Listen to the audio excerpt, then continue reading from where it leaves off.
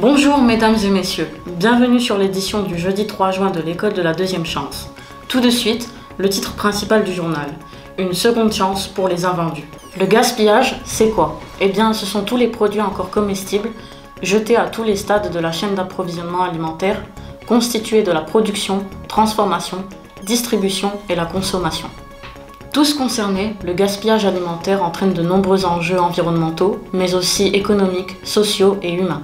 En France, presque 9 millions de personnes vivent sous le seuil de pauvreté, un nombre qui est en constante hausse. Et environ 5 millions ont fait appel aux dons alimentaires, soit un Français sur 14.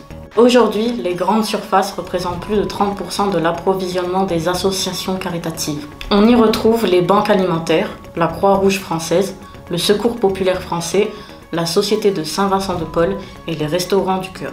Notre émission mettra le focus sur la loi Garot de 2016 qui impose aux hypermarchés d'une surface supérieure à 400 m² de donner les invendus à une association d'aide alimentaire. Par cette loi, la France espère diviser par 2 le gaspillage alimentaire d'ici 2025. Afin de nous aider dans notre démarche d'investigation, l'association Les Acteurs Anti-Gaspi de Thionville sont venus nous sensibiliser à cette cause et nous expliquer les enjeux de cette lutte. Nous aborderons dans les 2 premiers reportages les mesures concrètes mises en place par le Carrefour Market de Manosme sur le secteur de Thionville.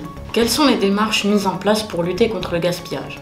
Nous verrons le partenariat qu'ils ont développé avec la Fée Maraîchère, une entreprise de l'économie circulaire. Par la suite, nous vous présenterons un 3e reportage sur la banque alimentaire de Voipy qui collecte des dons et les redistribue aux associations caritatives. Sans plus attendre, nous allons à présent donner la parole à Quentin. Bonjour Lydia et merci. L'enseigne Carrefour annonce dans l'acte 11 de son programme Act for Food agir concrètement pour lutter contre le gaspillage alimentaire. L'objectif est de réduire la quantité d'aliments encore comestibles jetés à la poubelle pour mettre fin au gâchis. Nous avons voulu voir comment se traduisent ces engagements sur le terrain au plus près des consommateurs. Nous sommes allés à la rencontre de monsieur Maxime Lojard, directeur du magasin Carrefour de Manosme, et l'avons interviewé. Bonjour, je m'appelle Maxime Lojard, je suis directeur de ce magasin depuis le 1er janvier 2021 et donc du Carrefour Market de Manosme. La notion de gaspillage alimentaire est une notion très présente aujourd'hui au quotidien dans l'aspect social, où on a beaucoup plus de personnes qui n'arrivent plus forcément à se nourrir correctement. Donc pour le magasin, c'est réduire le maximum de produits qui partent à la poubelle. Donc on a mis des actions en place afin de réduire cela. Pour le groupe Carrefour, cette loi a fait que confirmer déjà les décisions qui avaient été prises, parce qu'on n'a pas attendu 2016 pour commencer à travailler avec les banques alimentaires, les Restos du Cœur, la Croix-Rouge et les diverses associations qui viennent, afin de nous revaloriser les produits qu'on ne pouvait plus vendre, qui étaient détériorés, mais qui étaient encore consommables. Donc avant 2016, déjà on travaillait avec ces associations, donc ça n'a fait que renforcer l'objectif qu'on a souhaité prendre justement dans la réduction du gaspillage alimentaire. Aujourd'hui, donc comme on peut le voir derrière, le programme Act for Food qui a vu le jour en 2018, qui s'inscrit dans un programme qui va déjà Cap 2022 pour le groupe, donc Act for Food. C'est pas seulement une lutte contre le gaspillage alimentaire, c'est une lutte aussi sur la façon de consommer, où on a souhaité développer de plus en plus notre gamme de produits bio, donc c'est-à-dire proposer des produits plus sains en éliminant des substances controversées, en réduisant aussi l'impact du plastique au sein de nos rayons, notamment fruits et légumes, comme on a pu le voir, et les surplus de plastique qu'on pouvait avoir dans nos différents produits. Et donc ça s'inscrit aussi la lutte contre l'anti-gaspillage dans ce programme Act for Food qui va jusqu'à la 2e vie d'un produit. Aujourd'hui on a des produits qu'on ne peut plus, comme je le disais précédemment, consommer dans son état brut. Par contre on a des manières de le retravailler. J'ai en exemple le fruits et légumes où on propose des boîtes anti-gaspi où on met au minimum 2 kg de fruits et légumes qui reviennent à 3 €. Donc on casse carrément les prix, mais c'est des produits qui sont appelés moches, qu'un client n'achèterait pas en rayon parce qu'on achète avec le visuel, mais qui peut encore le consommer. On a mis en place notamment avec la Fée des Maraîchères un partenariat qui vient récupérer au sein de notre magasin des fruits et légumes qui sont justement non vendables, qu'on pourrait mettre aussi dans ces box, mais elle en fait des confitures. Donc c'est un produit qui a moins de 15 km du magasin, qui est refonctionné en confiture et qu'on revend dans notre magasin. Donc c'est les fruits et légumes du rayon qui étaient encore consommables que vous pouvez manger dans vos confitures. Donc on va vraiment au bout de la démarche et on a cette démarche sur tous les rayons du magasin. Sur les produits plutôt frais, on a des moyens justement de réduction de prix suivant le produit et la date qui s'approche, donc qui peut aller de -25 jusqu'à -50%, où les -50% on les réserve en fait aujourd'hui dans la lutte contre le gaspillage alimentaire. On a par exemple des pains de mie. Le pain de mie après la date, c'est encore un produit qui peut être consommable et donc on fait une réduction de prix.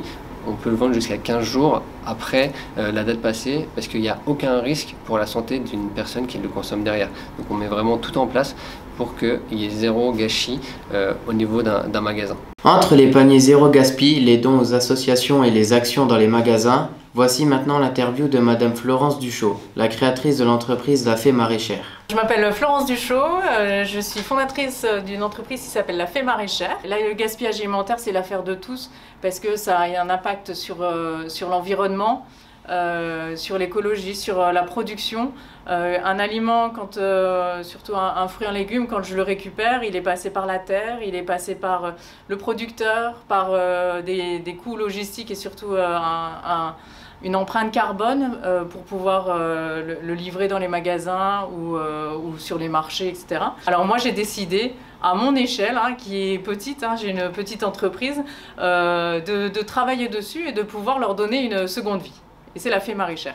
Alors moi j'ai l'impression d'amener ma pierre un peu à la transition écologique, à l'économie circulaire, parce que là où je collecte, je revends, donc c'est vraiment un cercle pour moi qui était très logique et qui s'est fait finalement comme ça, parce que les supermarchés, notamment Carrefour, étaient vraiment très sensibles à ce gaspillage qui se fait et qui était finalement à leur insu, parce qu'il y a de la logistique, il y a le client qui tâte, etc. Donc voilà, on a travaillé ensemble pour pouvoir y pallier, et cette solution, pour moi, c'était La Fée Maraîchère. Donc je collecte 2 fois dans la semaine, une fois certains magasins, qui ont un petit peu moins d'invendus. Je les collecte, ensuite je les prends dans ma voiture, je les ramène à mon espace de travail où je les trie. Donc j'ai un premier passage de tri où je trie les fruits et en même temps je réfléchis à la recette que je vais faire, peut-être y accompagner des arômes style cannelle, des épices. Et puis dans un second temps, je prends les fruits qui sont plus abîmés pour les faire tout de suite. Cela dit, ils sont encore consommables. Ensuite, je fais la confiture, donc je coupe, j'enlève le noyau, j'ai un compost, un gros compost que je donne ensuite à un agriculteur qui épand sur les champs ce compost et les fruits qui étaient trop abîmés, et je mets dans ma marmite et puis après je capsule. Alors une fois que les confitures sont terminées, je fais l'étiquette et puis j'étiquette, et dans un dernier temps, je les livre à mes magasins partenaires. J'aime et j'ai à cœur de faire des animations dans les magasins, donc les vendredis, les samedis, les jours où il y a le plus de monde, parce que je veux sensibiliser le plus grand nombre et pouvoir rencontrer mes consommateurs, avoir également un retour sur les recettes, ce qui a plu, pouvoir ajuster, et c'est toujours intéressant. J'apprends énormément et voilà. Merci Quentin. Je me retourne vers Sanyanti pour sa présentation de la Banque alimentaire. Bonjour Sanyanti. Oui, merci et bonjour Lydia. En effet, la Banque alimentaire est une chaîne de solidarité unique. Il s'agit du premier réseau d'aide alimentaire en France et en Moselle qui soutient 2 millions de personnes et qui mobilise 80 bénévoles. La Banque alimentaire de Moselle, située à Metz, a pour objectif aider l'homme à restaurer tout en luttant contre le gaspillage. Voici donc le reportage que nous avons réalisé sur place en interviewant M. Langley.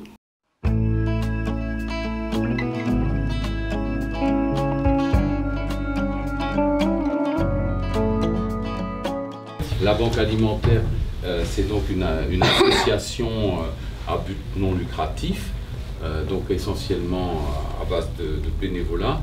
Et sa mission, son objectif, c'est de collecter des produits alimentaires dans les magasins, auprès d'industriels, et de les redistribuer à des associations caritatives ou à des centres sociaux, des centres communaux d'aide sociale, pour être distribués aux personnes les plus démunies. Il y a une banque alimentaire pratiquement dans chaque département en France.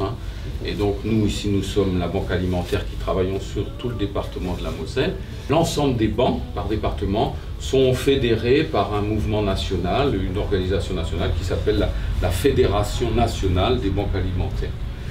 En Moselle, la banque alimentaire, c'est le premier réseau de distribution d'aide alimentaire. À la différence des autres associations, nous, la banque alimentaire, on est un grossiste de l'aide alimentaire, c'est-à-dire qu'on collecte dans les magasins ou chez des industriels et on redistribue à des associations qui, elles, distribuent aux personnes.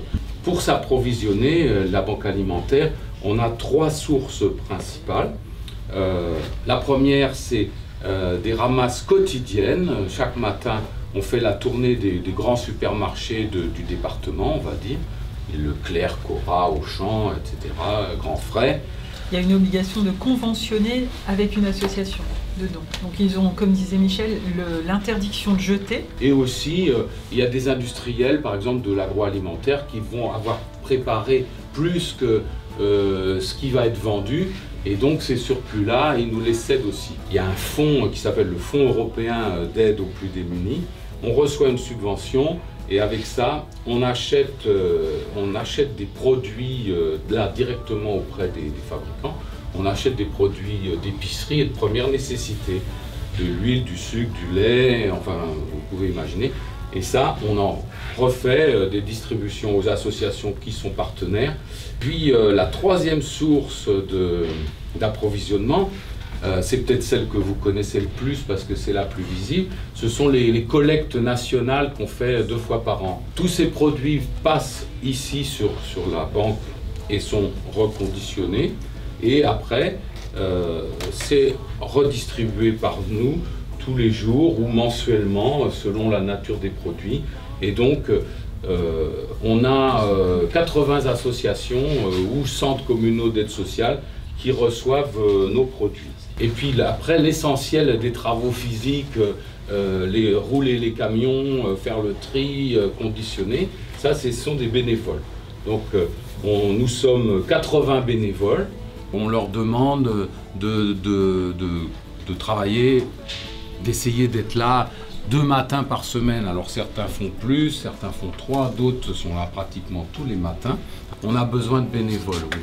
Les ressources de financement, c'est une subvention du Fonds européen d'aide aux plus démunis, des subventions de l'État, la DSS c'est des services de l'État, des subventions du département, une subvention de la ville de Metz. C'est ça qui nous permet de louer les bâtiments, d'acheter ou de louer les camions, de payer le gasoil.